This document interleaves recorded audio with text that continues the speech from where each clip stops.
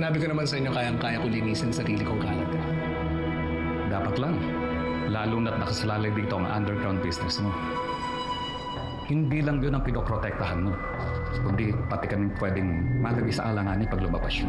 Yes, well, kailangan lang natin siguraduhin na walang ibang napagsabihan ng Alex na yun.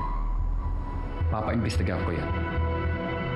Ngayong walang problema sa access, paano ng planong reopening ng case ni Helena? Huwag yun ang isipin yan.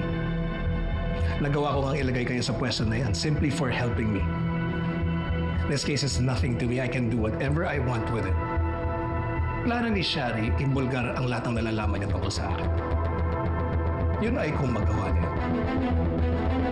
I'm 7 steps ahead.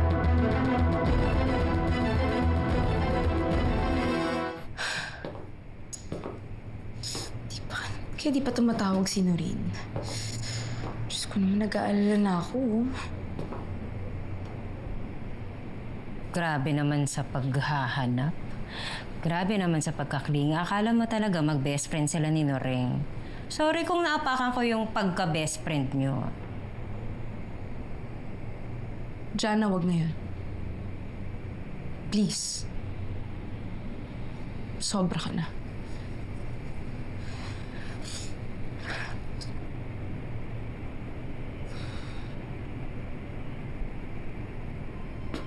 Ay, Noreen!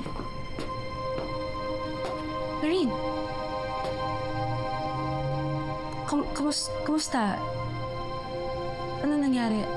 Okay na ba si Alex? Nagkita na kayo?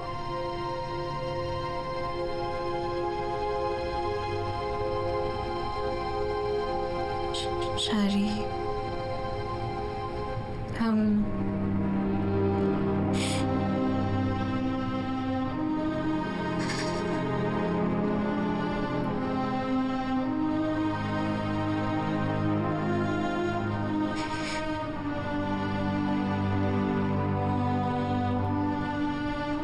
Wala na siya.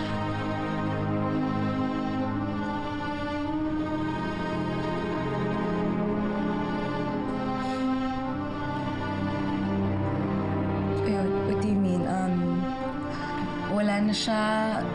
Umuwi siya sa kondo niya? Patay na si Alex.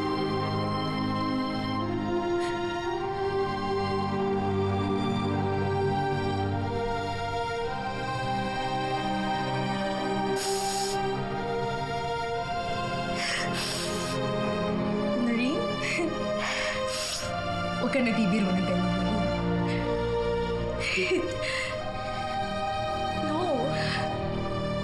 No, Noreen! Alam kong mahirap paniwalaan at tanggapin. Pero yun ang totoo. Patay na si Alex. Nasunog yung storage room ng bar niya. At nandun daw siya sa loob nung nangyari yung sunog. I'm so sorry.